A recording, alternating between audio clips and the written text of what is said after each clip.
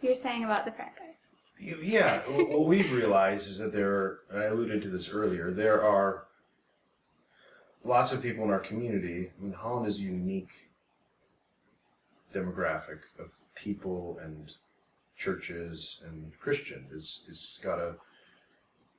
It's not typical for most cities. And that creates a lot of good things and a lot of, I think, strain to figure out how church and state work together and what role does faith have in the public sphere, and how aggressive, if I may use the word, the church can be sometimes. So that has been one of the motivating attentiveness, that's not working. One of the motivating factors for us as we grow with 360, knowing that there are lots of people in Holland who want nothing to do with the church, and they know exactly why, because they've experienced a particular way of relating to Christians or Christians relating to them. And sometimes the church has not done itself, I think, a service by the way that they have been in community. And so we hope to partner with almost everyone who wants to work for the betterment of this community and these neighborhoods. And we realize that flying our gospel flag, if you will, may shut down a conversation or a partnership before it's even begun. And not that we're in any way ashamed of our faith in Jesus Christ and the life that we have in Him, but we want to be listeners, and we want to be careful, and we also want to celebrate the gifts that are in our community, whether they're under the banner of the church or not. And that's led to some wonderful discoveries of friends and partners that really want to be about doing good and helping this community improve. And why wouldn't we collaborate with them? Why wouldn't we build a bridge and begin to work together?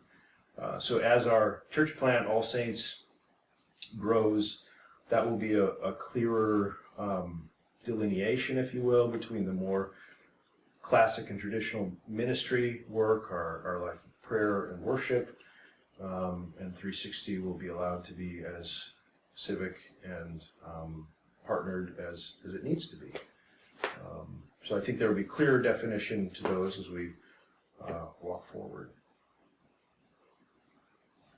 Maybe just to get some particulars, could you think of 4 or 5 stories, just a couple minute stories, of how you've been involved with 360 and the community and particular relationships? Yeah. One of the things that happened 4 years ago, probably, I was laid off from a construction job and was collecting unemployment. I had a little more time than normal, and became aware of, I was actually called in as a builder to help a family decide what to do, make a plan and troubleshoot how to make their house more suitable for the return of a son who'd just gone through a bone marrow transplant. And their house was an older house, and had some plaster falling off the walls, an old farmhouse actually that had been moved into the city. And beautiful character, but the medical staff said not sufficiently sterile.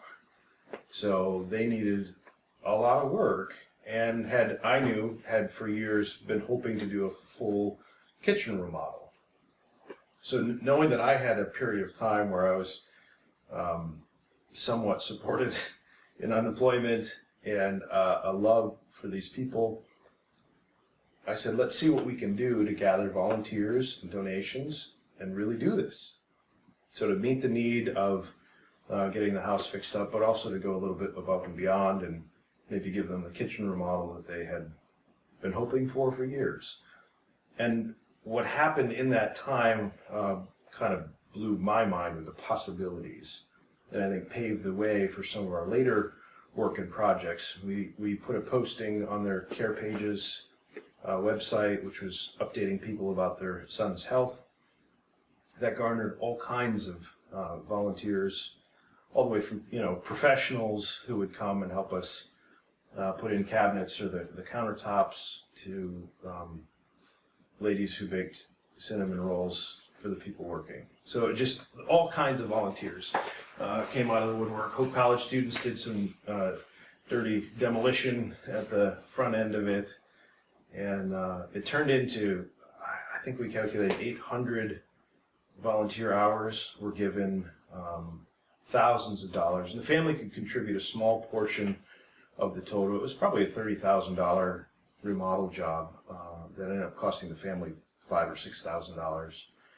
And we beautifully rehabilitated their kitchen and the stairway, a little bit in the bathroom, and then the bedroom where this boy was going to return. And it was such. I like to say that the projects that we do are not the point. They're just an excuse to be in relationship and to be demonstrating love. And so this project was a prime example of that in action, that the way that the community came around this family, neighbors who lived near one another prior to this project had never even talked. But because of this project, then we're introduced to each other, partners, again, from all across the spectrum. And you have neighbors, again, who may not want anything to do with the church or the work of the church, even though we as the church are leading this work. And yet they love, and they want to love, and they want to demonstrate care. And so that's the fun for me for 360, is to provide opportunities and environments for people to love one another. And there is a demonstration of, I think, the heart and kingdom of God in that, care for one another. So other stories. Maybe pause it a second. Yeah, you only have 2